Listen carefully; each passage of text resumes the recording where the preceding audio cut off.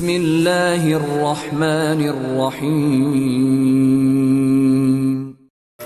Alhamdulillahi ala ihsani wa syukru lahu ala taufiqihi wa amtinani wa asyhadu an la ilaha illallah wahdahu la syarika lahu ta'ziman li sya'nih wa asyhadu anna Muhammadan abduhu wa rasuluhu da'ila ridwanih. Allahumma salli alaihi wa ala alihi wa ashabihi wa ikhwanih.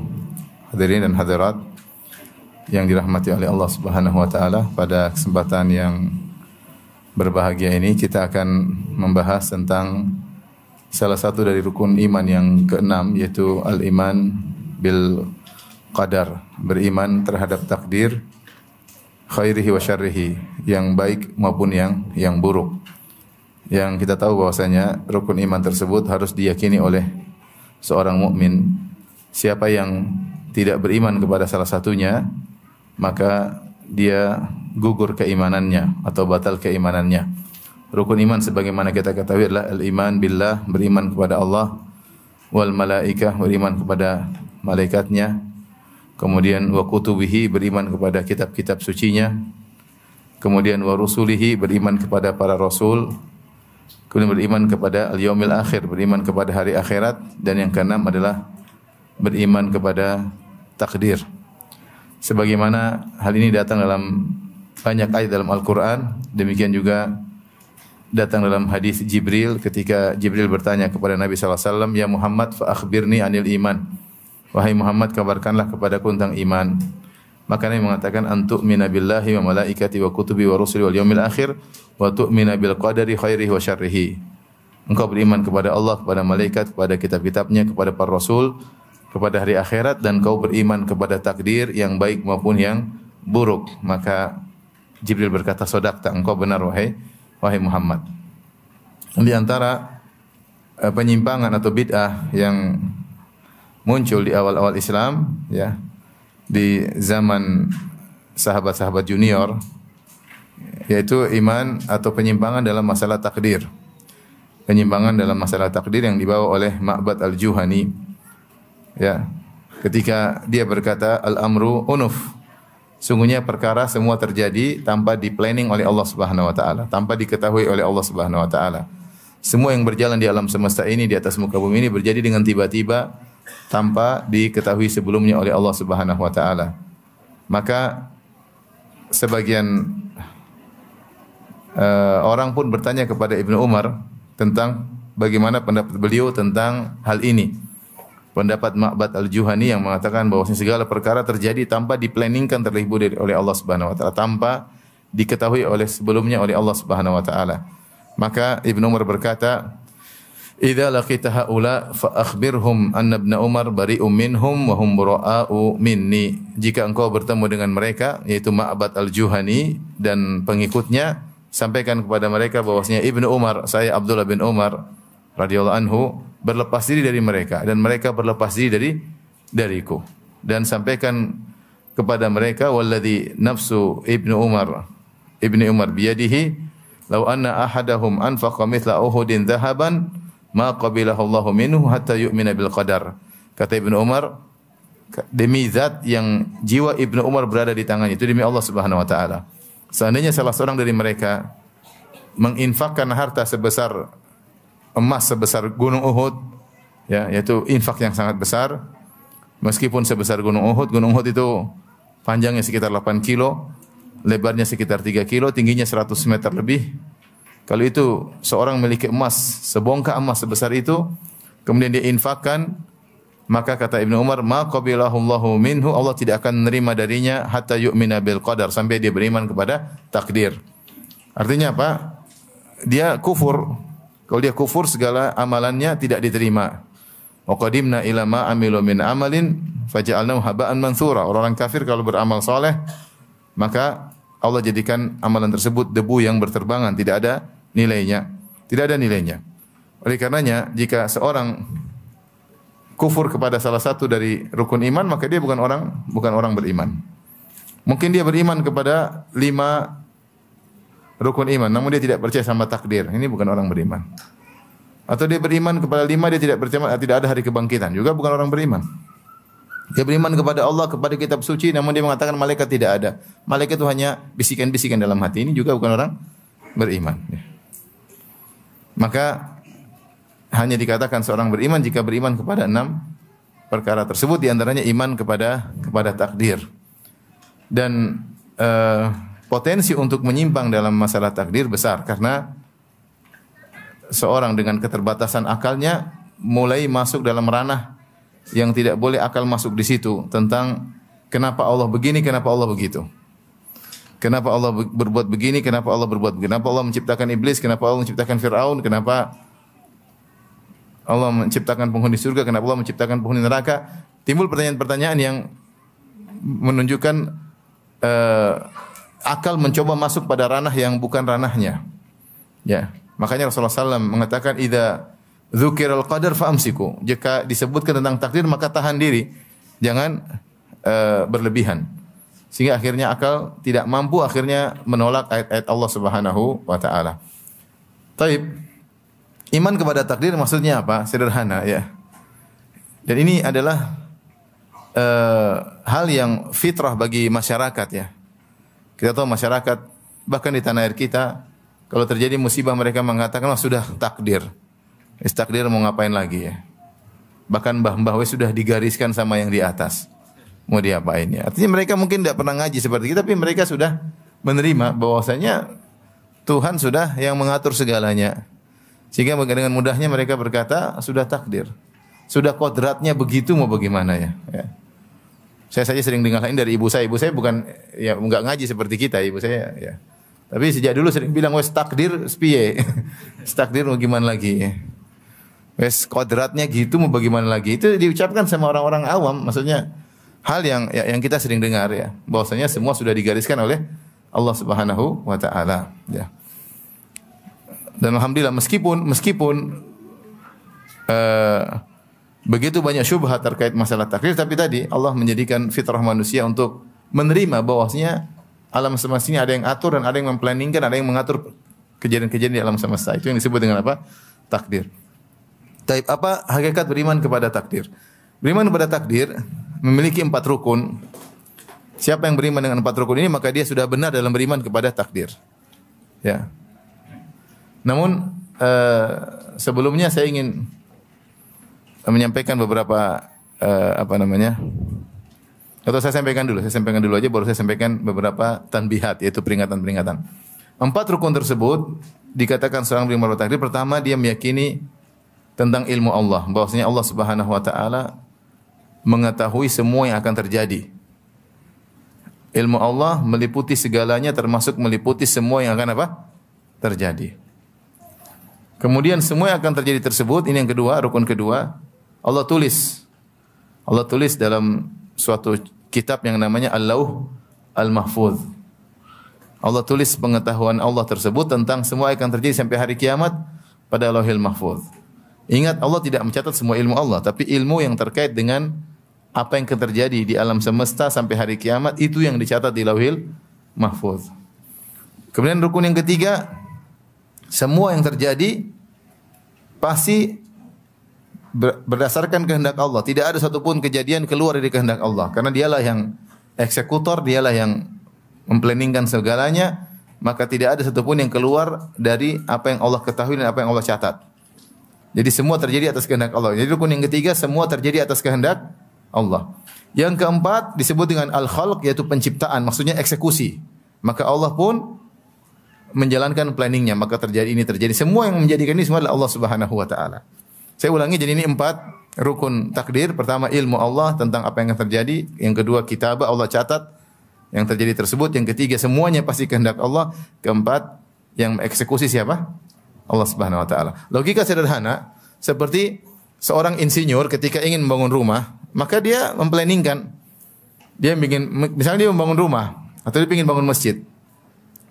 Maka dia planningkan, dia memperkirakan masjid ini akan bentuknya begini, dia gambar, dia arsitekkan ya. Setelah dia gambar, kemudian disusun RAB-nya, kemudian dia kepala pimpronya, tidak boleh ada yang keluar dari apa? Kehendak dia. Pokoknya keputusan di tangan saya. Setelah itu dia menyediakan RAB-nya, kemudian dia mulai memanggil tukang, kemudian dia eksekusi. Kemudian terjadilah sesuai dengan apa yang dia kehendaki. Ini masjid ini insya Allah selesai dalam waktu 6 bulan misalnya. Kemudian dikerjakan, kemudian jadi. Ini kira-kira gambaran sederhana bahwasanya Allah Subhanahu wa taala sebelum meng-create alam semesta dengan segala kejadian dalamnya sudah Allah planningkan terlebih dahulu. Dan itu menunjukkan keagungan Tuhan. Kalau Tuhan bikin apa yang tidak tahu, bukan Tuhan dong. Mau bikin apa dia enggak ngerti. Itu Tuhan atau bukan? Bukan. Dia mau bikin sesuatu dia ngerti apa yang mau dia bikin. Kemudian dia bikin sesuatu ternyata keluar dari planning. Ini Tuhan atau bukan? Enggak sempurna.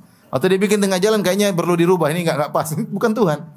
Bukan Tuhan. Kalau insinyur oke, insinyur ketika bikin masjid dia seperti kita lah teman. Saya juga dulu insinyur bikin rumah sendiri. Artinya saya rubah-rubah juga maksud saya ya. Rubah gini, apalagi kalau istri suruh rubah ya terpaksa insinyurnya nurut maksudnya. Artinya saya tidak berkuasa dalam menentukan keputusan, saya diintervensi oleh istri yang tercinta. Akhirnya mau diapain?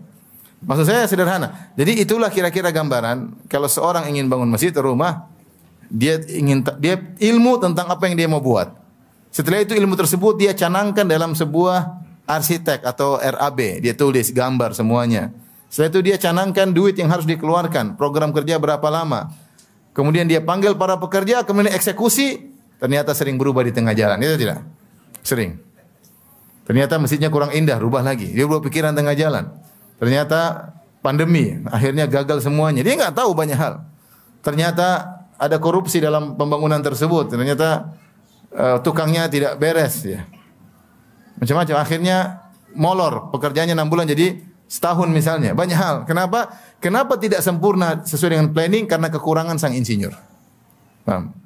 Kekurangan sang insinyur, kekurangan instrumen yang dia sediakan untuk membuat masjid tersebut tidak sempurna. Para pekerja tidak sempurna, RAB bisa berubah, banyak hal.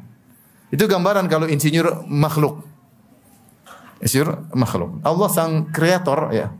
Sun Allahil ladzi atqana kulla syai'. Itulah ciptaan Allah yang profesional dalam segala ciptaannya.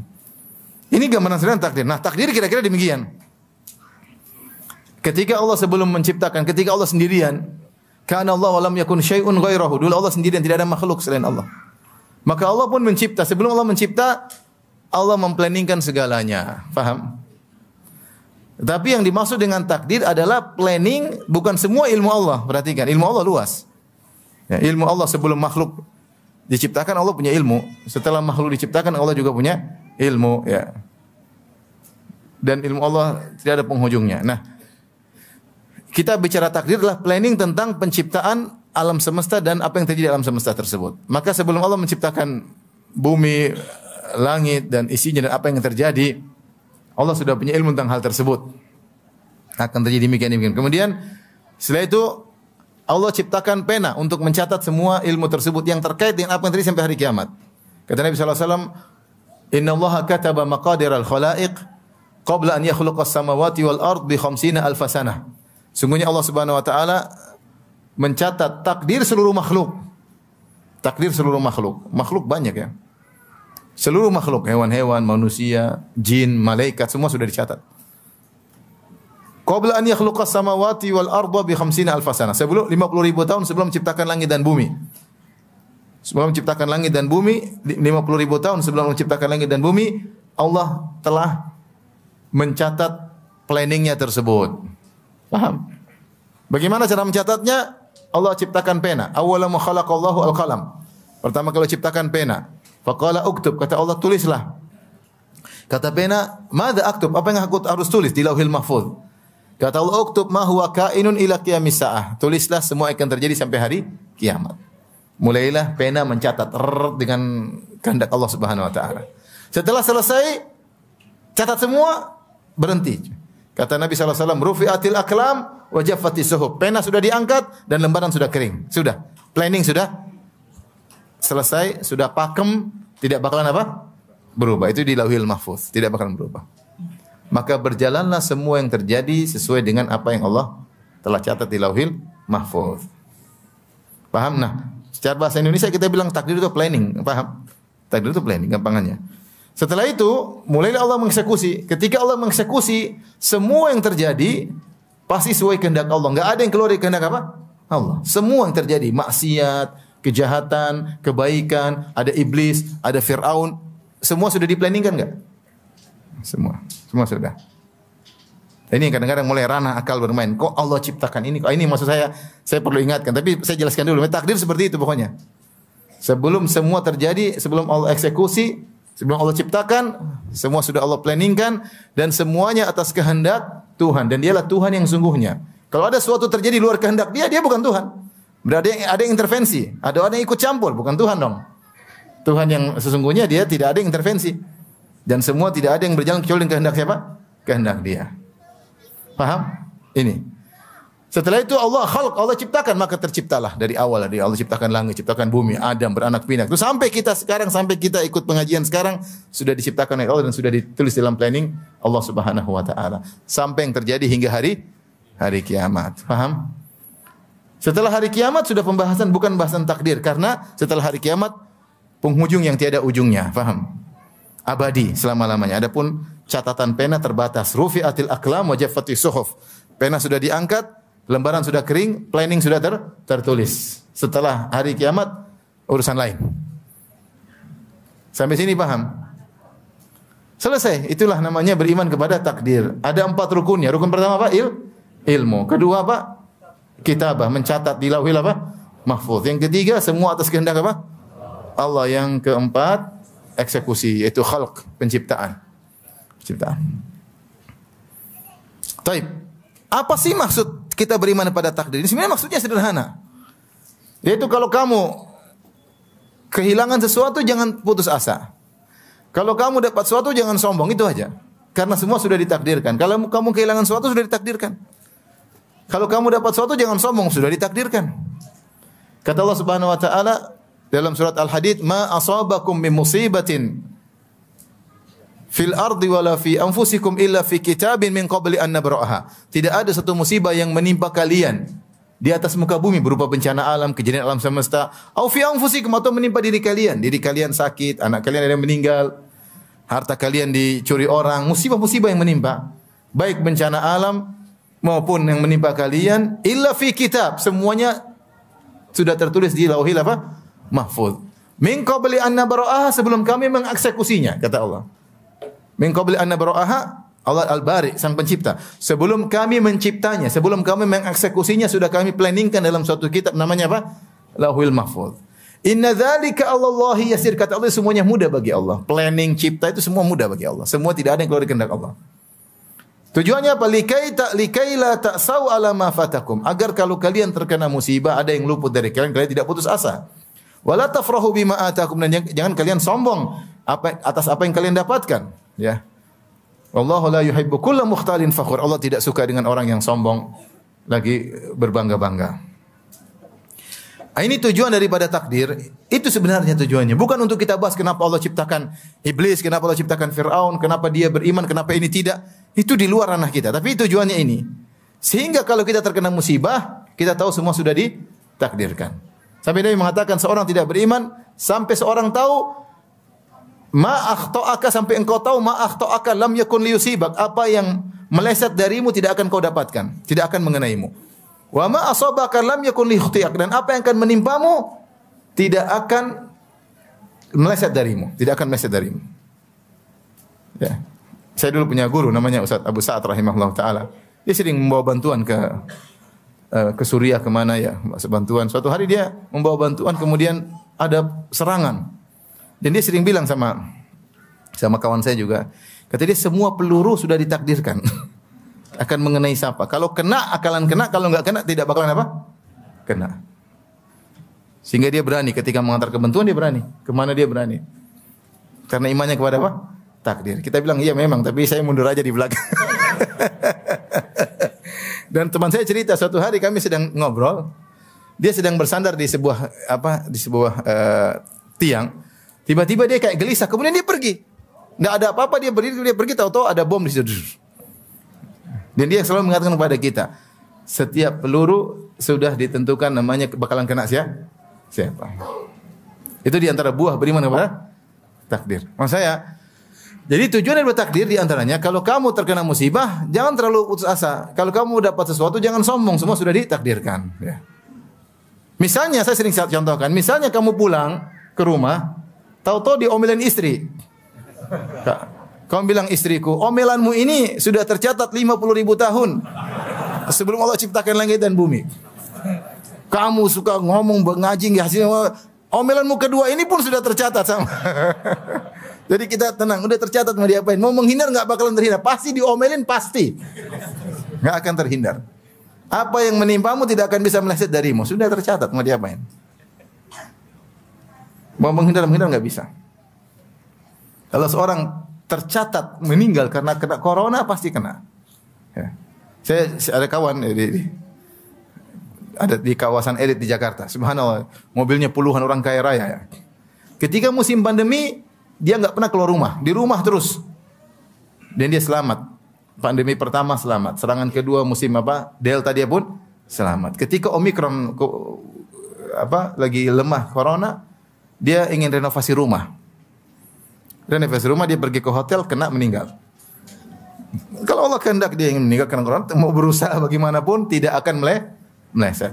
Makanya demikian perkataan orang beriman, "Qul la yusibana illa ma kataballahu lana." Katakanlah tidak akan menimpa kami kecuali apa yang telah Allah catat bagi kami. Sudah, mau diapain? Seorang ikhtiar berusaha, tapi kalau sudah takdir, ikhtiar tidak bermanfaat.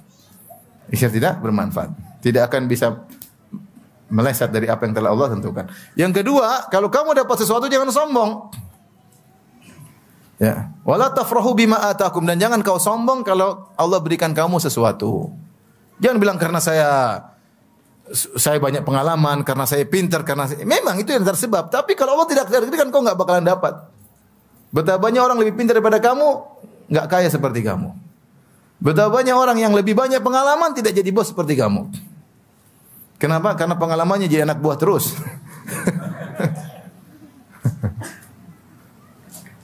Saya punya teman dua dalam kondisi beruang, sama-sama punya duit. Kebetulan saya umrah sama mereka berdua. Terus teman saya satu bilang, Ustaz Firanda, kalau dia sih beda dengan saya. Dia penampilan keren, saya penampilan seadanya. Kenapa? Karena dia lahir langsung kaya. Udah takdirkan lahir langsung apa? Kaya. Kalau saya miskin dulu, becak dulu, jadi tukang dulu, baru sekarang jadi miliarder atau triliuner ya. Tapi intinya, subhanallah, semua sudah digariskan oleh siapa? Allah subhanahu. Ada orang nggak punya pengalaman, tahu-tahu lahir langsung apa? Kaya. Siapa? Anak raja. Nggak usah pengalaman, nggak usah belajar, udah tidur aja di rumah, lahir-lahir sudah apa? Kaya dari hidup sampai dari lahir sampai mati kaya melulu. Anak raja mau diapain? Jadi inilah maksud dari beriman kepada takdir. Kita beriman tentang 4 rukun takdir tersebut. Dan itu akan menenangkan jiwa seseorang. Ya. Bosnya semua sudah ditarikan oleh Allah Subhanahu wa taala, dan kita yakin bahwasanya semua takdir Allah pasti ada hikmahnya. Baik. Yang sering jadi permasalahan ketika akal mulai masuk dalam kenapa begini, kenapa begitu, mulai berpikir, kenapa Allah menciptakan keburukan. Ini yang sering. Kenapa Allah ciptakan iblis? Kalau tidak ciptakan iblis kan semua masuk surga, selesai. Kita bilang kalau tidak ciptakan iblis tidak perlu ada antum. Enggak ada ceritanya di atas muka bumi ini. Jadi Allah menciptakan sesuatu, para ulama berusaha menjelaskan. Ada namanya sesuatu yang dikehendaki secara zatnya, dan ada sesuatu yang dikehendaki karena dibalik sesuatu tersebut. Karena dibalik sesuatu tersebut, bukan secara zatnya, tapi dibalik sesuatu tersebut. Sederhananya begini. Kalau kita makan ayam, tentunya kita memang ingin makan ayam tersebut. Berarti kita memang menghendaki makan ayam tersebut. Tapi kalau dokter misalnya mengamputasi sesuatu, bukan dia tidak ingin sebenarnya membuat orang menjadi cacat, kaki dipotong, tapi ada sesuatu di balik itu yang dia inginkan, yaitu agar orang ini selamat. Paham? Ini namanya sesuatu yang buruk, tapi di balik keburukan tersebut ada kebaikan. Dan ini Allah sebutkan dalam surat Ar-Rum, kata Allah Subhanahu wa taala, "Dhaharal fasadu fil barri wal bahri bima kasabat aydin nas liyudhiqahum ba'dhal ladzi amilu la'allahum yarji'un." Sungguh telah nampak kerusakan di daratan maupun di lautan. Ya Allah ciptakan kerusakan. Jadi sama antum, kerusakan disukai atau tidak? Tidak. Kata Allah, "Wallahu la yuhibbul fasad." Allah tidak suka kerusakan, dan Allah benci dengan orang-orang yang La yuhibbul mufsidin. Allah tidak suka orang-orang yang melakukan apa? Kerusakan. Kerusakan enggak ada yang suka. Allah pun enggak suka, ya. Tapi Allah ciptakan kerusakan tersebut, bencana di daratan maupun di lautan. Kenapa? Kata Allah, "Dhaharul fasadu fil barri wal bahri bima kasabat aydin nas." Yang ini semua terjadi akibat ulah perbuatan manusia. Buat apa Allah menciptakan kerusakan tersebut? Liyudhiqahum ba'dalladzi amilu, agar Allah membuat mereka merasakan akibat sebagian ulah perbuatan mereka, akibat maksiat yang mereka lakukan, akibat pembangkangan yang mereka lakukan terhadap perintah-perintah Allah Subhanahu wa taala, akibat beraninya mereka menerjang larangan-larangan Allah Subhanahu wa taala. Allah buat mereka merasakan sebagian ulah perbuatan mereka. Tujuannya la'allahum yarji'un, agar mereka sadar. Agar mereka sadar. Gampangannya kita ada anak kita yang sayang kita jewer. Kenapa kita jewer? Supaya dia tidak nakal, ya enggak? Menjewer, kita suka enggak jewer anak? Kita enggak suka. Apalagi kita pukul anak, kita enggak suka. Tapi tujuan kita di balik itu ada. Tujuannya agar dia menjadi apa? Baik. Ini gambaran sederhana bahwasanya kita manusia terkadang melakukan satu keburukan, ya. Namun di balik keburukan tersebut ada apa? Kebaikan, ada hikmah. Sebagai contoh ketika terjadi diskusi antara Nabi Musa dengan Nabi Khadir. Ketika Nabi Musa dan Nabi Khadir, apa yang dilakukan Nabi Khadir? Nabi Khadir sama Nabi Musa naik di atas perahu gratisan. Tahu-tahu setelah gratisan malah Nabi Khadir rusak perahu tersebut. Nabi Musa, kenapa merusak perahu? Sudah naik gratis kok perahunya dirusakin. Ternyata Nabi Khadir menjelaskan, ya. Amma as-safinatu fakanat limasakina ya'maluna fil bahri fa aradtu an aibaha wa kana wara'ahum malikun ya'khudhu kulla safinatin ghusba. Ketahuilah Musa bahwa ini perahu yang kita tumpangi tersebut, gratisan tersebut adalah milik orang miskin. Dan aku ingin merusaknya. Kenapa saya rusakin? Karena setelah itu datang raja merampas perahu-perahu yang bagus. Ada perahu yang jelek tidak mau dibiarin aja. Maka saya rusakin. Karena kalau saya tidak rusakin, nanti dirampas sama raja yang zalim. Ini contoh Nabi Khidir melakukan satu perbuatan buruk, ada masalah di balik itu, paham? Contohnya. Ini contoh. Jadi mau saya, demikian pula walillahil matsalul a'la, demikian juga perumpamaan yang tinggi bagi Allah Subhanahu wa taala. Allah menciptakan berbagai hal yang buruk. Ada hikmah dan maslahat yang mungkin terkadang bisa kita cari-cari dan terkadang tidak kita ketahui. Jangan kita saja sering, ya, ada teman-teman mengatakan, ya Allah, qadarullah saya sakit, kalau saya enggak sakit saya enggak tahu jadi apa. Dia sadar sendiri. Saya sering dengar orang bilang begitu, ya. Alhamdulillah kemarin saya waktu daftar situ saya tidak terima. Coba kalau saya terima, mungkin saya jadi apa di situ? Saya enggak tahu, ya. Ya. Kemarin alhamdulillah saya terlambat. Kalau saya seandainya ikut perjalanan tersebut mungkin saya sudah celaka. Banyak orang sadar akan tersebut. Saya punya kawan ketika menuju bandara dia terjebak macet, akhirnya dia terlambat pesawat terbang, tapi pesawatnya meledak, ya. Ya, Allah menyelamatkan apa? Menyelamatkan dia. Jadi disinilah akidah menyatakan terkadang ada keburukan yang Allah kehendaki, namun di balik keburukan tersebut ada hikmah-hikmah yang Allah keinginkan. Contoh sederhana. Adam bermaksiat dengan memakan buah yang dilarang oleh Allah Subhanahu wa taala. Sebelum Allah ciptakan Adam, Allah kabarkan sedikit planningnya. Allah nukil dari Lauhil Mahfuz sampaikan kepada malaikat. Wa idz qala rabbuka lil malaikati inni ja'ilun fil ardi khalifah. Qalu ataj'alu fiha may yufsidu fiha wa yasfiku ad-dima' wa nahnu nusabbihu bihamdika wa nuqaddisu lak. Qala inni a'lamu ma la ta'lamun. Ketika Rabbmu berkata kepada malaikat, sungguhnya aku akan menjadikan penghuni di atas muka bumi, yaitu Adam dan keturunannya. Malaikat tahu manusia ini suka melakukan apa? Kerusakan. Malaikat bertanya, qalu ataj'alu fiha may yufsidu fiha wa yasfiku ad-dima'. Ya Allah, apakah engkau ingin menciptakan di atas muka bumi makhluk yang melakukan kerusakan di atas bumi tersebut dan menumpahkan darah, yaitu anak-anak keturunan siapa? Adam. Sementara kami wa nusabbihu bihamdika wa nuqaddisu lak, tidakkah cukup kami saja yang selalu bertasbih kepadamu dan mensucikanmu, beribadah tidak pernah berhenti, tidak pernah bermaksiat? Artinya malaikat tanya, ngapain? Sementara Adam dan keturunannya akan melakukan apa? Kerusakan dan pertumpahan darah. Apa jawaban Allah? Tidak jelaskan. Hikmah Allah sembunyikan. Kata Allah, inni a'lamu ma la ta'lamun. Aku tahu yang kalian tidak tahu. Selesai. Ini di luar nalar kalian, wahai malaikat. Kemudian Allah jalankan planningnya. Allah tidak ciptakan Adam langsung di bumi. Subhanallah. Allah ciptakan di langit. Allah masukkan surga dulu. Tapi semua sudah planning, by design kalau bahasa kita. Maka Adam diciptakan. Kemudian Adam butuh pasangan. Allah ciptakan apa? Hawa. Allah masukkan dalam surga. Allah ingatkan, ada iblis, wahai Adam, hati-hati. Dia akan mengeluarkan kamu dari apa? Surga. Tapi iblis berhasil. Kemudian dia makan buah tersebut bersama Hawa. Kemudian minta ampun. Kemudian Allah turunkan ke bumi. Ya, untuk menurunkan Adam ke bumi ada ceritanya. Makanya ketika tahaja Adam wa Musa, berdebat antara Adam dan Musa. Kemudian Musa berkata kepada Adam, wahai Adam, engkau telah mengeluarkan kami dari apa? Surga. Maka Adam berkata, wahai Musa, atalumuni, apakah kau mencela aku gara-gara suatu perkara yang sudah Allah takdirkan sebelumnya? Kata siapa? Adam alaihissalam. Kau mencela aku. Oleh karenanya kita tidak, jadi kalau kita berdalil dengan takdir dalam rangka untuk musibah itu boleh. Ya sudah musibah mau diapain? Takdir. Tapi kalau berdalil dengan takdir untuk maksiat enggak boleh. Misalnya ketahuan mencuri, sudah takdir saya mencuri. Oke, saya tangkap kamu juga takdir. Makanya ketika ada seorang datang khalifah, dia mencuri, dia mengatakan, saya sudah takdir mencuri. Kata khalifah tersebut, saya potong tanganmu juga sudah takdir.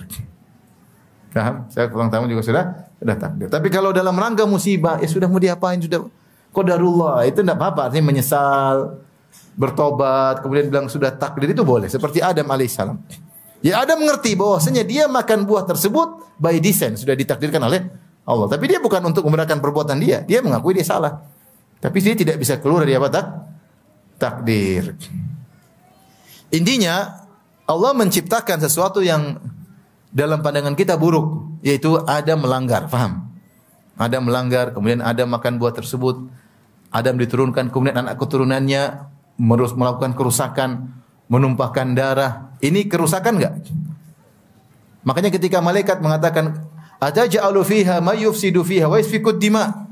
Apakah menciptakan di muka bumi makhluk yang akan melakukan kerusakan dan menumpahkan darah? Allah tidak mau, tidak. Allah ya memang benar begitu.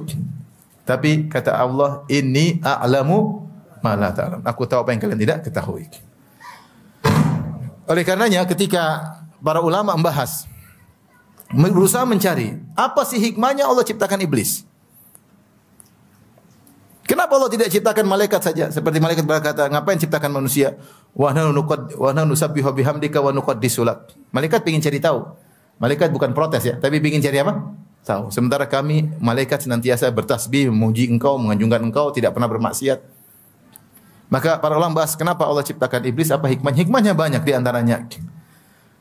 Dengan ada iblis contohnya, Allah bisa menciptakan dua hal yang kontradiksi, saling bertentangan, dan itu menunjukkan maha kuasa Allah. Dengan adanya iblis Allah ciptakan surga dan neraka. Kalau enggak ada iblis enggak ada apa? Neraka. Ada iblis Allah ciptakan Jibril alaihissalam dan iblis. Adanya iblis akhirnya ada Fir'aun, ada Musa. Ada iblis maka ada Abu Jahal, ada siapa? Nabi Muhammad sallallahu alaihi wasallam.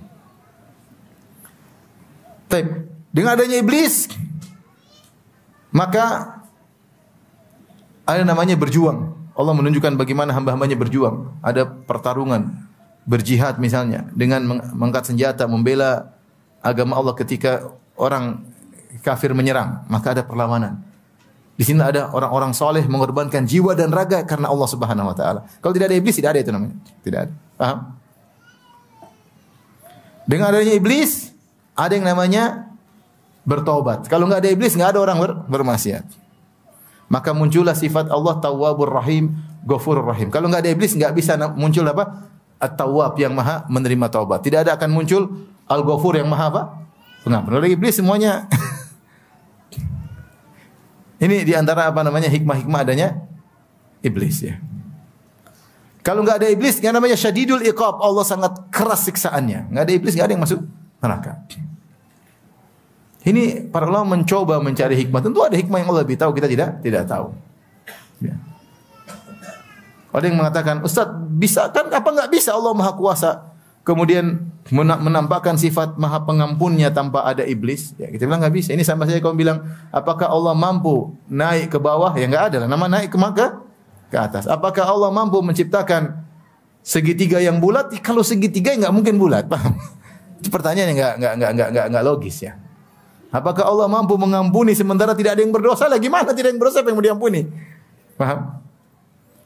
Itulah di antara para ulama mencari hikmah kenapa diciptakan iblis. Ibnu Qayyim menyatakan apa yang Allah ciptakan sekarang ini yang terbaik. Alam semesta dengan berbagai macam instrumennya, dengan berbagai macam variannya. Ada yang begini, ada yang begini, ada yang tidak pernah bermaksiat namanya malaikat. Ya. Ada yang bermaksiat terus namanya iblis dan anak buahnya. Ada yang kadang maksiat, kadang taat namanya manusia. Subhanallah, sempurna. Ketika Allah ciptakan misalnya makhluk malaikat ya kurang-kurang keren alam tersebut. Paham? Kalau Ibnu Qayyim bahas. Artinya ini semua sudah by design dan desain Allah yang terbaik. Dan Allah akan menciptakan suatu alam tersendiri lagi yang disebut dengan surga. Tapi lain, sekarang Allah ciptakan dulu model seperti di dunia ini.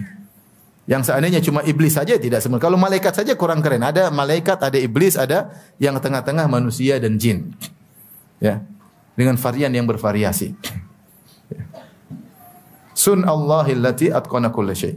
Itulah ciptaan Allah yang sempurna, yang profesional dalam segala ciptaannya. Nah, ini saya ingin sampaikan agar kita tidak termakan dengan khayalan-khayalan. Kita bilang Allah menciptakan sesuatu yang buruk karena ada hikmah di balik itu. Paham? Maka di antara iman kepada takdir wa tu'mina bil qadari khairihi wa syarrihi. Kata Nabi SAW. Rukun iman yang keenam, engkau beriman kepada takdir yang baik maupun yang buruk. Artinya yang baik sudah diplanningkan, sebagaimana yang buruk juga sudah diplanningkan. Kenapa Allah planningkan yang buruk? Ada kebaikan di balik itu yang tidak kita pahami. Malaikat saja tanya kepada Allah, kenapa engkau ciptakan ya Rabb Adam keturunannya yang melakukan kerusakan, menumpahkan darah? Allah cuma menjawab, inni a'lamu ma la ta'lamun. Aku tahu yang kalian tidak kalian ketahui. Selesai. Ketika orang-orang musyrikin bertanya kepada Nabi sallallahu alaihi wasallam, "Ahaula imanallahu alaihim min bainina?" Apakah mereka Muhammad dan teman-temannya Allah beri karunia sementara kami tidak? Allah mengatakan, "Alaihissallahu a'lam bisyakirin." Allah lebih tahu mana yang lebih bersyukur. Selesai. Ya, Allah lebih tahu mana yang bersyukur. Siapa yang Allah pilih jadi kafir, yang Allah pilih jadi beriman, itu urusan Allah Subhanahu wa taala. Ketika Nabi Muhammad SAW berusaha memberi hidayah kepada Abu Talib, memberi petunjuk, sampai Abu Talib, paman yang sangat dia cintai, yang selalu membela Islam. Sampai akhir hayatnya Rasulullah SAW datang jenguk. Rasulullah SAW berkata, "Ya ammi, qul la ilaha illallah, kalimatan uhaju laka bi indallah." Wahai pamanku, ucapkan la ilaha illallah. Engkau apalagi kurang wahai Abu Talib. Engkau seperti ayahku sendiri. Engkau saudara kandung bapakku. Engkau rawat aku sejak aku masih kecil. Engkau mencintaiku lebih daripada anak-anakmu sendiri. Engkau pasang badan kalau ada orang-orang ingin memusuhiku. Tidak ada yang berani mengorekku sedikit pun ketika engkau masih ada. Wahai pamanku. Satu saja. Bilang apa? La ilaha illallah. Kalau kau bilang ini, kalimatan uhaju laka bi indallah. Saya akan bela engkau habis-habisan depan Allah Subhanahu wa taala. Tapi ada Abu Jahal. Abu Jahal berkata, "Atarghabu an millati Abdul Muttalib?" Wahai Abu Talib, kau benci dengan agama bapakmu Abdul Muttalib, kakek Nabi. Akhirnya Abu Talib tidak mau mengucapkan la ilaha illallah, meninggal dalam kondisi musyrik. Allah turunkan ayatnya dalam surat Al-Qasas, "Innaka la tahdi man ahbabta, walakin Allah yahdi man yasha wa huwa a'lamu bil muhtadin." Perhatikan kata Allah. Engkau tidak bisa beri petunjuk kepada orang yang kau cintai.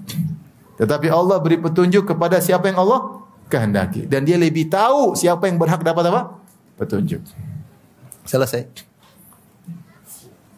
Nabi Muhammad SAW sedih. Tapi itu namanya takdir. Itu namanya takdir. Apa hikmah di balik wafatnya Abu Talib dalam kondisi kafir? Urusan Allah Subhanahu wa taala. Urusan Allah. Kenapa Allah menjadikan anaknya Nabi Nuh kafir? Urusan Allah Subhanahu wa taala. Kenapa ayahnya Ibrahim kafir? Urusan Allah Subhanahu wa taala. Ya. Tapi pasti ada hikmah di balik itu semua. Jadi ini saya ingin jelaskan agak detail agar akal kita tidak nakal mulai bertanya-tanya yang tidak-tidak. Yakin bahwasanya apa yang Allah takdirkan pasti ada hikmahnya, masuk nalar kita atau tidak masuk dalam nalar kita. Makanya Allah putus semua usaha akal untuk masuk di ranah yang bukan ranahnya, Allah mengatakan la yus'alu amma yaf'alu. Allah tidak ditanya tentang apa yang dia kerjakan. Jangan tanya-tanya Allah. Wa hum yus'alun, justru mereka yang bakalan ditanya kenapa berbuat begini, berbuat begini. Yang dihisab Allah atau kita yang dihisab? Kita yang dihisab. Siapa yang mau hisab Allah di kiamat? La yus'al, Allah tidak ditanya tentang apa yang dia lakukan. Selesai. Ya kamu hambaku, beriman saja sama takdir, enggak usah macam-macam. Tujuan kamu beriman pada takdir, kalau luput dari sesuatu jangan putus asa, kalau dapat sesuatu jangan sombong. Bukan untuk tanya-tanya kenapa Allah begini, kenapa Allah begitu. Ketika orang-orang mulai masuk dalam memasukkan akal dalam ranah takdir, maka muncullah firqah-firqah yang macam-macam. Ada namanya Jabriyah, ada namanya Qadariyah. Qadariyah dulu ada gulat Qadariyah, ada Qadariyah yang biasa, yang ekstrim dan yang enggak ekstrim. Mulailah Jahmiyah, mulailah muncul firqah-firqah yang salah dalam memahami takdir. Di antaranya tadi Ma'bad al-Juhani yang muncul sejak zaman sahabat, yang mengatakan, logika dia mengatakan tidak ada takdir. Kenapa kalau takdir Allah enggak adil dong? Gitu. Allah enggak tahu. Allah sudah tentukan penghuni neraka, penghuni surga, Allah enggak adil dong. Akal dia mengantarkan demikian. Dia berusaha menolak takdir karena akal tidak sampai. Akhirnya dia mengatakan al-amru unuf, segala perkara terjadi dengan tiba-tiba tanpa planning sebelumnya, tanpa ada ilmu Allah sebelumnya, Allah baru tahu ketika terjadi. Dan ini konsekuensinya bahwasanya Tuhan itu enggak beres, enggak ngerti apa yang akan terjadi. Dan penyimpangan tentang takdir bukan cuma didahului oleh firqah-firqah yang sesat, bahkan dalam misalnya dalam Bible Perjanjian Lama, di dalam Bible orang-orang Yahudi ya, disebutkan, saya sebut dalam buku saya, di 2 tempat disebutkan maka Allah pun menyesal. Mereka mengatakan maka Allah pun apa? Menyesal. Ketika kita mendengar Allah menyesal, apa itu yang namanya menyesal? Menyesal itu tidak sesuai dengan planning, Pak. Di luar dari perencanaan, tidak sebagaimana yang diduga. Itu menunjukkan kelemahan. Dalam Islam enggak ada namanya Allah apa? Menyesal. Semua sudah by design dan semua otoritas hanya Allah Subhanahu wa taala. Tapi ketika mereka sebutkan, jadi Allah ciptakan manusia di zaman Nabi Nuh, ternyata mereka bermaksiat, maka Allah pun apa? Menyesal. Maka Allah kirim azab pada mereka. Tapi pernyataan Allah menyesal repot. Menunjukkan Allah ilmunya terbatas. Ternyata yang terjadi di luar ilmu Allah, terjadi di luar kehendak Allah. Maka ini contoh penyimpangan sudah ada selain kaum muslimin ya, dari Yahudi. Kemudian juga misalnya orang Syiah, mereka punya akidah namanya al-bada. Al-bada itu badalillah. Allah berubah pikiran. Allah berubah pikiran. Kenapa timbul akidah ini? Karena mereka menyatakan imam-imam mereka mengetahui ilmu gaib. Terkadang imam mereka menyampaikan suatu akan terjadi demikian. Kemudian audiensnya sudah percaya. Ternyata di hari hanya tidak terjadi. Mereka bilang, ya imam, kamu bilang akan terjadi, kalau tidak terjadi, kata imam tersebut, Allah berubah pikiran. Badalillah. Ini berarti bukan by design. Paham? Ini juga tidak masuk dalam, ini menunjukkan Tuhan tidak sempurna. Ini akidahnya orang-orang Rafidhah. Kalau orang Yahudi, Tuhan menyesal, orang Rafidhah Allah berubah pikiran. Kalau kita enggak ada. Oh, sudah semua illa fi kitabin min qabli an nabra'a. Semuanya sudah dicatat di Lauhil Mahfuz sebelum kami mengeksekusinya. Inna dzalika 'ala Allahi yasir. Itu mudah bagi Allah Subhanahu wa taala. Baik, dari sini kita tahu akal ini terbatas. Akal ini sebagaimana indera yang lain punya keterbatasan. Mata tidak bisa melihat yang jauh, tidak bisa melihat terlalu kecil, tidak bisa ketika gelap tidak bisa melihat. Pendengaran pun demikian, frekuensi tertentu dia bisa dengar, di bawah frekuensi tersebut dia tidak bisa dengar ya. Saya kemarin pergi ke suatu daerah, ada metode apa namanya? Para nelayan. Dulu mereka tanya, disebut pawang ikan, dia ngerti daerah-daerah ikan banyak. Sekarang mereka pakai sonar atau apa saya enggak paham. Jadi mereka tahu di mana ikan yang banyak, kemudian mereka berjalan. Subhanallah. Sonar itu kita enggak dengar suara tersebut. Tapi akibat dampak tersebut saya diizin oleh mereka. Ada ikan paus yang kesasar. Ikan paus mendengar sonar dia pikir panggilan dari kekasihnya atau apa dia gitu. Ternyata sonarnya apa? Nelayan. Ternyata di-prank sama. Artinya subhanallah ada suara yang kita tidak dengar. Luar biasa. Ya, pendengaran kita terbatas. Ikan bisa dengar, kita tidak bisa dengar. Lemah, manusia ini lemah. Ya. Jadi kemampuan telinga terbatas, penglihatan terbatas, sama akal pun ada batasannya. Ketika mereka bertanya kepada Nabi Muhammad, wa yas'alunaka 'anir ruh, kata Allah, mereka bertanya kepada engkau tentang ruh. Apa itu hakikat ruh? Enggak usah dijelaskan, enggak mampu akal kita menalarnya. Qulir ruhu min amri rabbi, katakanlah ruh itu urusan Rabbku. Wa ma utitum minal ilmi illa qalila. Kalian tidak diberi ilmu kecuali hanya apa? Sedikit. Jadi kata Allah tidak perlu jelaskan karena ilmu mereka tidak bisa menalar. Faham? Otak kita terbatas. Antum aja anak kecil, misalnya anak antum lah. Antum melarang dia main game. Dia bilang, "Kenapa, Bi? Kenapa dilarang?" Antum enggak mungkin jelas. Ini nanti dampaknya. Dia enggak paham. Dia enggak paham. Susah ya. Ya. Anak saya waktu sunat, kenapa disunat, Bi? Kan saya enggak bisa jelasin. Dia waktu disunat masih umur 4 tahun atau 3 tahun. Kenapa disunat? Kan bingung. Tidak. Kalau disunat nanti Abi belikan mainan. Itu jawabannya. Dia paham kalau Abi sunat dibelikan apa? Mainan. Tapi kalau sunat itu nanti ini akan menghilang dia enggak paham. Otaknya enggak sampai. Akal kita apa? Lemah. Ya. Sama kalau sering bilang, kalau antum disuruh jelaskan bagaimana proses kok kita bisa telepon di sini, bisa didengar di luar negeri. Kok bisa video call dari sini sampai luar negeri. Menjelaskan saya aja nggak bisa jelaskan gimana, apa ke gelombang macam-macam nggak bisa jelaskan. Sampai saya tanya, antum bisa jelaskan? Kok bisa? Kita bisa video call dari sini sampai luar negeri. Dia jawab bisa, Ustaz. Kalau kuota masih ada masih bisa. Akal dia cuma bicara kuota, ada kuota bisa. Saya maksudnya bukan itu. Maksudnya kenapa gelombang kok bisa wajah kita ke sini bisa terbiaskan ke sana? Enggak, saya saja nggak bisa jelaskan. Akal saya nggak sampai. Saya butuh ilmu untuk bisa menjelaskan tersebut. Jadi akal kita ini banyak tidak sampai. Ibarat anak kecil nakal kita larang dia nggak ngerti. Kita menjelaskan nggak, Bang? Profesor ngajar anak umur 2 tahun, ngerti atau tidak? Nggak bisa ngerti. Ini antara makhluk dengan ilmu makhluk yang sama-sama cetek. Apalagi kita membicara tentang kenapa Allah begini, kenapa Allah begitu, subhanallah. Kecuali ilmu ente selevel dengan Allah baru ente ngerti. Nggak bisa. Ya. Ketika ditanya, wa yas'alunaka 'anir ruh. Mereka bertanya kepada tentang ruh. Qulir ruhu min amri rabbik. Enggak usah jelasin. Karena enggak bakalan sampai dalam mereka. Katakanlah ruh urusan Allah. Wa ma utitum minal ilmi illa qalila. Kalian tidak diberi ilmu kecuali cuma sedikit. Nah, ini sebagai pengantar.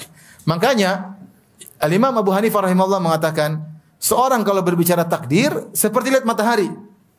Semakin dia menatap tajam, semakin dia melihat dengan detail, dia semakin sakit matanya. Enggak mampu. Mata dia enggak sampai, paksa dia tambah sakit. Takdir semakin detail-detail semakin bingung. Kenapa bingung? Enggak jelas. Ya. Oleh karenanya ketika sahabat Ali bin Abi Thalib radhiyallahu anhu ditanya, apa itu takdir? Kata Ali bin Abi Thalib, "Tariqun muzlim la taslukhu." Takdir detail-detailnya itu seperti jalan yang gelap, maka jangan kau tempuh. Apa itu takdir?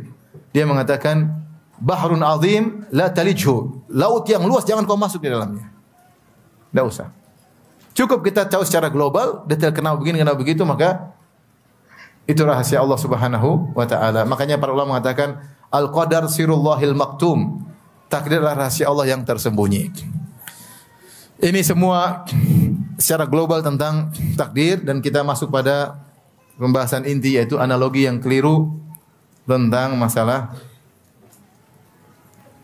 takdir ya. Ada beberapa analogi tersebar di masyarakat yang keliru tentang takdir. Yang pertama, analogi yang disampaikan oleh Jabriyah. Mereka mengatakan bahwasanya manusia itu ibarat kapas atau buluh yang diterbangkan oleh angin. Dia tidak bisa berkutik, dia hanya mengalir bersama angin tersebut. Dia mengalir bersama angin tersebut. Ini analogi yang disampaikan oleh Jabriyah, sehingga seakan-akan kita semua terpaksa. Dia mengatakan manusia seperti harakatul murta'ish, seperti orang yang lagi gemetar. Ketika seorang dia gemetar, dia enggak pingin tapi tangannya bergerak apa? Sendiri. Ya. Ini tentu logika disampaikan oleh orang Jabriyah yang meyakini bahwasanya manusia tidak punya kehendak sama sekali. Dia hanyalah pasrah dengan ketentuan Tuhan tanpa ada kehendak sama sekali. Ini analogi pertama, analogi yang salah. Kenapa? Secara syariat Allah menyatakan manusia punya kehendak. Meskipun kehendak tersebut tidak akan keluar dari kehendak Allah. Tapi manusia punya kehendak. Allah mengatakan wa ma tasyauna illa ayyasha Allahu rabbul alamin. Tidaklah kalian berkehendak kecuali di bawah kehendak Allah. Tapi kalian punya kehendak atau tidak? Punya. Allah mengatakan wa hadainahu najdain. Kami berikan petunjuk kepada dia dengan dua petunjuk. Ada jalan kebaikan, jalan keburukan. Ada yang memilih jalan kebaikan, ada yang memiliki jalan apa? Keburukan. Allah tidak pernah maksa. Dia milih sendiri. Ya.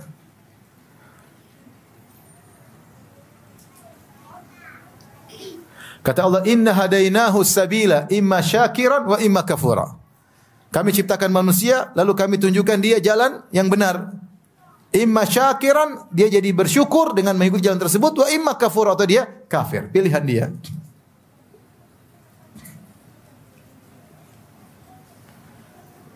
Wa amma Samud fastahabbul ama 'alal huda. Allah mengatakan, adapun kaum kafir fastahabbul ama 'alal huda. Mereka lebih menyukai kesesatan daripada petunjuk. Jadi mereka milih. Ya. Kata Allah, qulil haqqu mir rabbikum. Qulil haqqu mir rabbikum faman syaa'a falyu'min wa man syaa'a falyakfur. Siapa yang ingin beriman silakan milih, siapa yang ingin kafir silakan apa? Milih. Manusia punya kehendak. Ya, punya kehendak. Dalil-dalil menunjukkan ini sangat banyak. Ini secara syariat. Secara kenyataan, kita punya kehendak. Saya mau minum atau tidak, saya milih atau tidak. Saya mau minum terserah saya. Saya lihat air putih, saya enggak jadi minum misalnya. Misalnya, terserah saya. Ada makanan mau pilih enggak, saya bisa milih. Tidak ada yang maksa saya. Tidak ada yang maksa saya. Dan saya bisa membedakan antara gerakan yang pilihan saya dan gerakan di luar pilihan saya. Kalau orang jatuh dari tangga, itu pilihan dia atau bukan? Bukan. Ya. Tapi ada gerakan yang bisa dia pilih. Ya. Jadi intinya, terkadang kita gerak, kita nggak sadar tahu gerak sendiri. Atau orang tua kadang-kadang saya lihat nggak kuat. Sudah gimana? Gerak dia nggak mau diam nggak bisa. Gerak apa? Sendiri. Contoh gerakan di luar nalar kita, jantung. Kita yang ngatur atau tidak? Nggak ngatur. Jantung bergerak sini. Kita tidur, jantung berdetak. Sejak kita lahir, sejak kita diciptakan, ditiupkan ruh, jantung berdetak sampai kita mati. Mau kita tidur, mau kita apa, berdetak terus. Di luar nalar, di luar kontrol kita maksud saya. Dan banyak gerakan dalam tubuh di luar kontrol kita nggak tahu. Jadi ada gerakan yang kita kehendak kita, ada gerakan di luar apa kehendak kita. Makanya dalam syariat, kalau orang dipaksa, dia tidak berdosa, ya. Ya. Kata Allah Subhanahu wa taala, "Illa man ukriha wa qalbuhu mutmainnun bil iman, walakin man syaraha bil kufri sadran." Kata Allah, kalau ada orang dipaksa untuk mengucapkan kalimat kekufuran seperti Ammar bin Yasir, disuruh memaki Nabi, disuruh merendahkan Islam, kalau tidak dia dibunuh, maka dia ucapkan. Apakah dia berdosa? Jawabannya tidak. Karena kata Allah, illa man ukriha wa qalbu mutmainnun bil iman, kecuali dipaksa. Kalau dipaksa, apa yang dilakukan? Maka tidak ada hukumnya. Nah, kita dalam kehidupan sehari-hari ini banyak perkara kita jadi dipaksa. Kita memilih. Ya. Memilih makan ini kita bisa milih. Ada yang tidak bisa kita pilih, ada. Tapi banyak yang bisa kita apa? Milih. Mau belok kanan kita bisa belok kanan, belok kiri kita bisa belok kiri. Mau makan yang ini atau tidak makan kita bisa memilih. Mau hadir pengajian, tidak hadir pengajian kita bisa memilih. Mau YouTube kita mau klik atau enggak klik kita bisa apa? Memilih. Mau meneruskan nonton atau berhenti kita bisa milih. Jadi tidak benar bahwasanya manusia itu seperti bulu yang berterbangan tidak bisa berkutik sama sekali. Seandainya kalau kita seperti bulu yang berterbangan tidak punya kehendak sama sekali, maka tidak pantas Allah mengadab kita. Tidak pantas Allah memberikan kita surga atau mengadab kita karena kita semua tidak bisa berkutik. Tapi kenyataannya kita punya kehendak dan kita bisa memilih. Meskipun semua yang terjadi sudah diplanningkan oleh Allah dalam apa namanya takdir. Inilah. Bagaimana Ustaz sudah? Enggak usah terlalu banyak mikir. Pokoknya begitu. Pokoknya begitu. Apa yang kau lakukan sudah ditentukan oleh Allah, tapi kau tidak tahu ketentuan tersebut. Makanya orang berkata, sering tanya sama saya, Ustaz, kalau kita sudah ditakdirkan masuk neraka, percuma dong kita beramal soleh. Saya bilang, iya benar, percuma. Pasti kau juga masuk apa? Neraka. Cuma siapa yang tahu takdirmu? Apakah kau pernah naik ke atas langit, kemudian kau nengok isi lauhil mahfuz? Kau lihat namamu Paijo bin Paimin, tinggal di perumahan apa namanya ini? Itu perumahan itu. Ya. Di neraka jahanam bersama Firaun. Kalau kau lihat di Lauhil Mahfuz udah enggak usah beramal soleh. Percuma, pasti kau masuk neraka, percuma. Tapi kan enggak ada yang tahu, itu rahasia Allah. Enggak ada yang tahu. Allah terkadang bongkar sebagian. Contoh, Allah mengatakan Abu Lahab pasti masuk neraka. Ada orang masuk Islam gara-gara baca Al-Lahab. Tabbat yada abi lahabi wa tabba ma aghna anhu maluhu wa ma kasaba.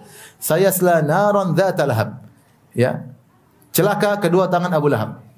Dia akan masuk dalam neraka. Neraka yang apinya menyala-nyala. Itu ayat itu turun kapan? Awal Nabi berdakwah. Dan ini ayat ini memastikan Abu Lahab tidak akan dapat hidayah dan Abu Lahab pasti masuk apa? Neraka. Kalau ingin mendustakan Muhammad gampang, tinggal bilang saya beriman. Al-Quran bohong dong. Tapi Allah kabarkan, Allah cuplik di Lauhil Mahfuz ini bakalan mati dalam masuk neraka dan benar dia mati dalam masuk apa? Neraka. Ada orang baca surat Al-Lahab dia masuk Islam, pikir dia benar juga ya. Allah Tuhan bilang Abu Lahab pasti masuk neraka, ternyata tahun-tahun berikutnya itu di awal Nabi berdakwah, kemudian dia meninggal setelah perang Badar kalau tidak salah. Itu kemudian 15 tahun kemudian dia masuk apa? Mati dalam kondisi apa? Kafir. Ya. Ini contoh Allah. Tapi kalau kita kan enggak ada yang tahu. Kita enggak pernah lihat Lauhil Mahfuz atau buka Lauhil Mahfuz. Paimin bin Paijo di surga bersama 1000 bidadari. Oh, sudah selesai. Mau maksiat mau apa pasti masuk neraka, pasti masuk surga. Karena Lauhil Mahfuz tidak bakalan apa? Berubah. Tapi kita enggak ada yang tahu. Makanya di antara hikmah rahasia takdir kita enggak ada yang boleh pede, kita enggak tahu ujung kita. Jangan sombong dengan iman yang kita miliki, kita enggak tahu ujung kita seperti apa. Ya. Dan juga jangan memutus asakan seorang, ini tukang mabuk tuh pasti belum tentu masuk neraka, bisa jadi di ujung dia apa? Sadar. Dan banyak orang seperti itu.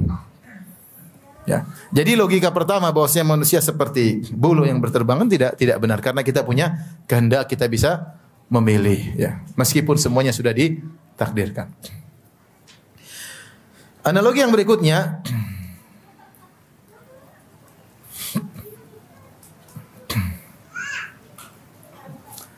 analogi tentang yang saya pernah nonton di televisi ya, zaman-zaman dulu saya masih SMP. Seorang menjelaskan takdir dengan grafik ya, dia menjelaskan dengan apa? Grafik X sama dengan Y sama dengan X kuadrat ya. Grafiknya begini kan? Kayak parabola begitu, paham tak? Y sama dengan apa? X kuadrat. Dia bilang Y adalah takdir, X adalah usaha manusia. Paham? Dia mengatakan bahwa Y tergantung X-nya. Kapan X berubah maka Y juga apa? Berubah. Ini kelihatannya bagus ya. Bahwasanya engkau sudah ditakdirkan tapi takdirmu sesuai dengan apa? Usahamu. Namun ini logika yang salah. Kenapa? Karena yang benar Y lebih dahulu baru X. Paham? Paham tidak? Karena planning sudah ditentukan terlebih dahulu, baru variabel menyesuaikan dengan apa? Planning. Bukan planning mengikuti apa? Namanya juga planning. Planning sudah sebelum eksekusi. Paham atau tidak? Paham atau tidak Bapak Ibu? Y sama dengan apa? X kuadrat ya. Kata dia, Y tergantung apa? X. Kita bilang enggak benar dalam aturan takdir, mekanisme takdir, yaitu Y didahulukan dahulu ditentukan baru kemudian apa? X mengikuti. Hanya saja Y tidak ada yang tahu. Y tidak ada yang tahu. Rahasia Allah Subhanahu wa taala. Logika kedua yang keliru. Ya. Allah benar berfirman, ya.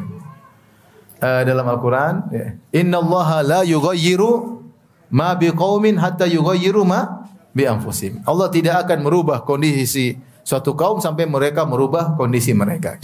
Ini benar, barang siapa yang beriman Allah akan berikan kebahagiaan, barang siapa yang bermaksiat Allah berikan apa? Kesengsaraan. Namun semua sudah ditakdirkan. Semua sudah ditakdirkan. Ya. Jadi ketika Allah memplanningkan takdir, Allah juga menurunkan sunnatullah yang berlaku. Ya. Sunnatullah itu bagian daripada takdir. Siapa yang makan dia kenyang misalnya ya. Siapa yang beramal soleh masuk apa? Surga. Gak ada ceritanya Allah masukkan surga orang yang tidak beramal soleh. Karena takdir itu pun ada aturannya. Disebut dengan sunnatullah. Ya.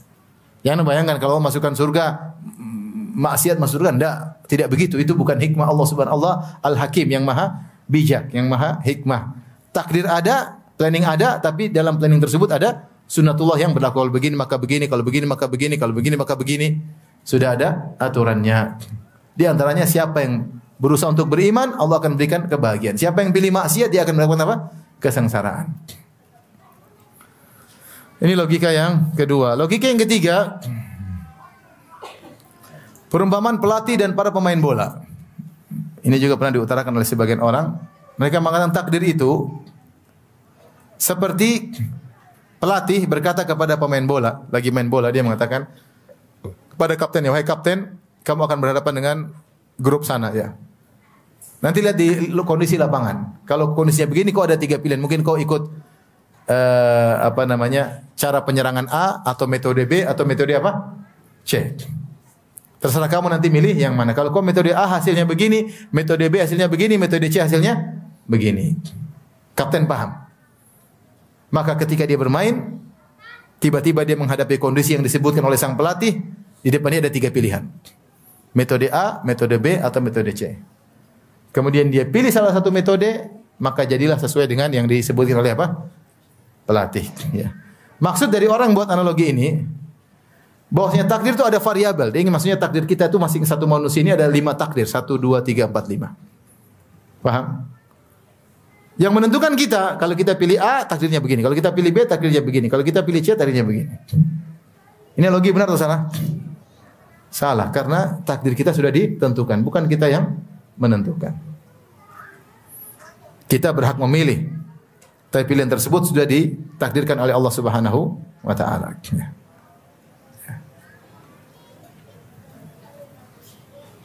Paham titik kesalahannya? Paham seakan-akan takdir yang menentukan apa? Kita. Yang benar takdir sudah ditentukan, tapi dalam takdir tersebut ada aturan yang berlaku. Siapa yang beriman masuk surga, siapa yang kafir masuk neraka. Ini semua tapi semua sudah ditakdirkan. Antum jangan terlalu banyak mikir lah. Pokoknya ini salah. Karena kalau tidak begini berarti Allah enggak sempurna. Desainnya keliru, paham? Paham? Berarti Allah enggak tahu ini bakalan milih apa. Allah enggak ini ternyata main bola milih mana. Allah enggak tahu. Ini enggak benar berarti. Tuhan tersebut tidak sempurna, dia tidak tahu apa yang akan dia lakukan. Kemudian analogi yang berikutnya yang keliru. Perumpamaan guru dan murid-muridnya. Ini analogi agak logis tapi juga salah. Ini qadariyah. Jadi begini. Dia mengatakan Allah tidak menentukan tapi Allah hanya mengetahui. Ini qadariyah, qadariyah ada 2. Qadariyah ekstrim yang mengatakan Allah tidak tahu sama sekali. Kalau terjadi baru Allah tahu. Inilah qadariyahnya Ma'bad al-Juhani yang muncul di zaman Ibnu Umar. Ini namanya Gulat al-Qadariyah atau al-Qadariyatul Gulat. Qadariyah ekstrim mengatakan Allah tidak tahu apa yang terjadi. Kalau sudah terjadi baru Allah tahu. Ini kafir. Kalau qadariyah yang kedua tidak kafir. Dia hanya mengatakan Allah hanya mengetahui. Namun Allah tidak menentukan. Allah hanya mengetahui. Dan Allah tidak menentukan. Karena kalau dia bilang Allah menentukan, Allah tidak adil. Untuk menyatakan Allah adil, dia bilang Allah tidak menentukan. Manusia akan menentukan masing-masing. Allah hanya mengetahui. Ibaratnya gini. Dia mengibaratkan seorang guru. Seorang guru punya murid 10 orang. Guru tersebut bikin ujian. Kemudian guru tersebut kasih ujian. Setelah kasih ujian, guru sudah tulis yang ranking 1 ini, ranking 2 ini, ranking 3, yang tinggal kelas murid kesekian-sekian. Guru tahu yang bahkan berhasil adalah murid pertama, kedua dan sekian. Yang bakalan ranking 1 murid sekian, yang bakalan tidak lulus murid sekian. Tapi yang menentukan mereka sendiri. Guru hanya sekedar mengetahui. Ini logika cukup masuk, tapi ini juga tidak benar. Karena eksekutornya bukan sang guru, paham? Eksekutornya bukan apa sang guru. Kalau kita dalam mekanisme takdir, siapa eksekutornya? Allah Subhanahu wa taala. Allah Subhanahu wa taala. Ini ada kesalahan sebagian dai terjebak dalam kesalahan ini. Ya, ingin menjelaskan apa? Keadilan ya. Tapi kalau dia ingin menjelaskan Allah adil, berarti Allah tidak tahu, berarti Allah bukan eksekutor, berarti Allah bukan pencipta yang sesungguhnya, paham? Ternyata cuma mengetahui doang, dia tidak bisa eksekusi, dia bahkan diintervensi tidak bisa, cuma nonton doang gampangannya.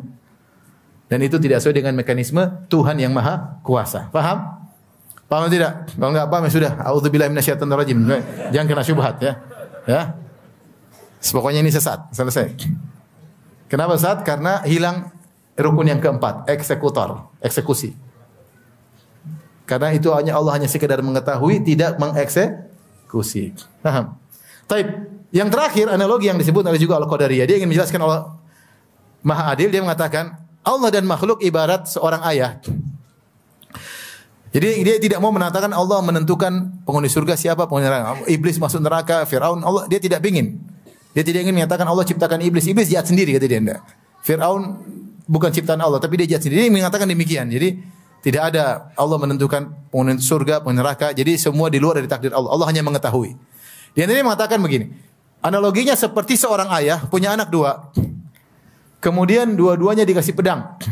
Silakan nak, gunakan pedangmu untuk kemaslahatan. Ternyata berjalan dengan waktu, yang satu menggunakan pedangnya untuk berjihad di jalan Allah, yang satu menggunakan pedangnya untuk merampok. Baik. Apakah ayahnya salah? Tidak. Ayahnya kan yang penting sudah kasih apa? Pedang. Ayahnya sudah adil.